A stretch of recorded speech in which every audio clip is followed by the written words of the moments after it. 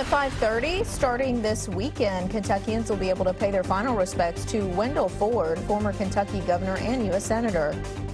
Also, we have new information this morning on the case of a Bullitt County teacher who is now charged with assault after dragging a student down a hallway. And we're looking outside. We have the winds coming in from the north. We have the system coming in from the south. Those two collide, and you can get some snow out of that. I'll track the latest snowfall potential coming up. Tracking, alerting, protecting. This is WKYT This Morning.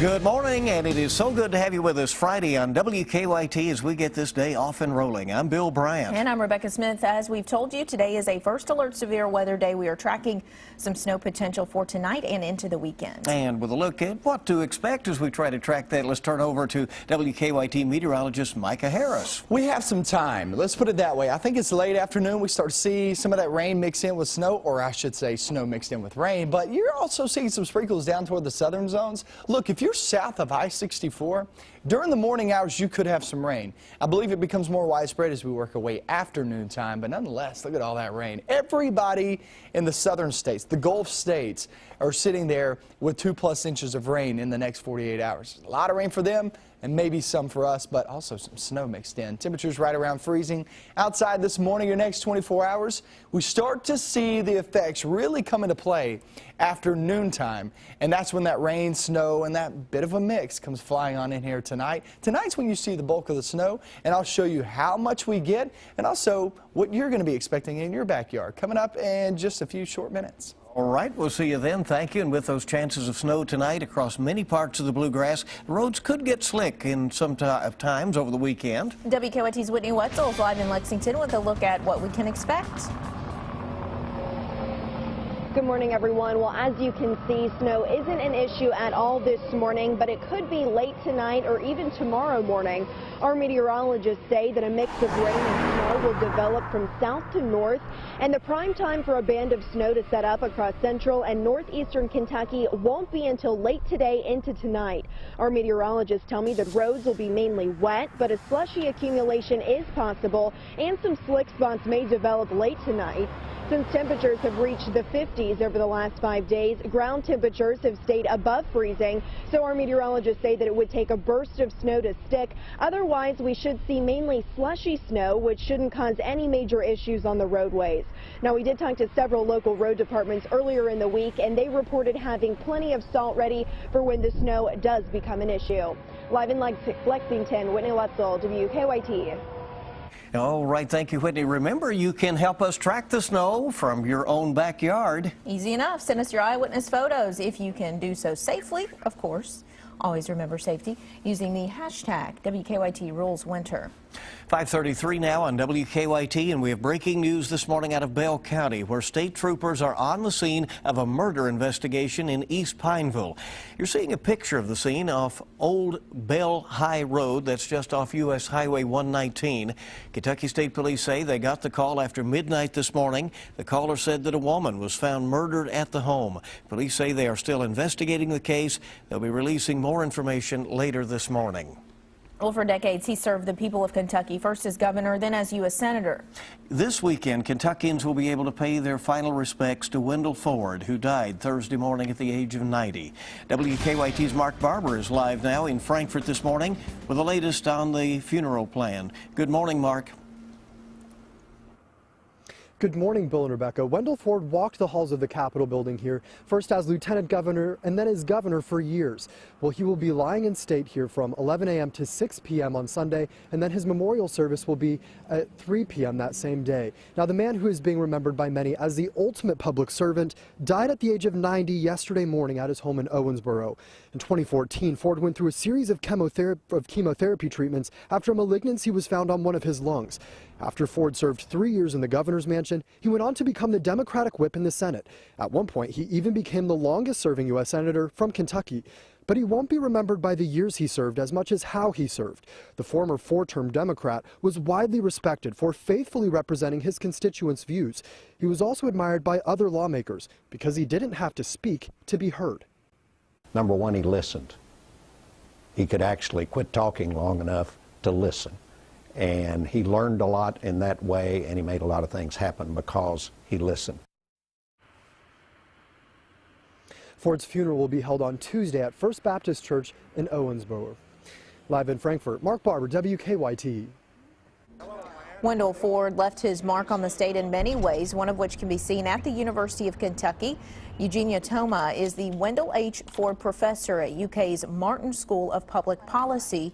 She got to know Ford well when he worked with her at the school. She says Ford and his work will never be forgotten. Talked with him just a week ago, and we said goodbye of what he symbolized as a politician that I think people long for now. At this point, the collection of Ford's correspondence, papers, and oral histories at UK libraries is closed, but a spokesperson says they will work with Ford's family to get their thoughts on when to open the collection for research. For more on Wendell Ford's legacy and how Kentucky lawmakers are remembering him, go to WKYT.com. Well, new information this morning, a Bullitt County teacher is now charged with assault after dragging a student down a hallway. The teacher, Ashley Silas, has been charged with a misdemeanor for the incident, which happened last October. As part of the investigation, Silas said the boy seemed to be enjoying sliding down the hall. She also said he was being disruptive. Attorney says Silas is not likely to receive any jail time. One of the Kentucky teenagers accused of going on a multi-state crime spree is back in the Bluegrass State this morning. 18-year-old Dalton Hayes was arraigned in Grayson County yesterday afternoon. Crying and visibly upset, Hayes pled not guilty to statutory rape, criminal mischief, trespassing, theft, and burglary. He has been appointed a public defender. Police say Hayes and his 13-year-old girlfriend, Cheyenne Phillips, were on the run for 2 weeks. They were found in Florida last weekend. Also on Thursday, Cheyenne's mother, Sherry Peters, pled not guilty to custodial interference. New this morning, Laurel County deputies arrested a man who tried to shoplift and then assaulted a store manager. 30-year-old James Barton was arrested in Corbin last night. The sheriff says Barton tried to steal some car parts when a manager confronted him. That's when they say Barton pinned the woman against the wall and fought her as he tried to escape. Barton is now at the Laurel County Detention Center charged with shoplifting and assault.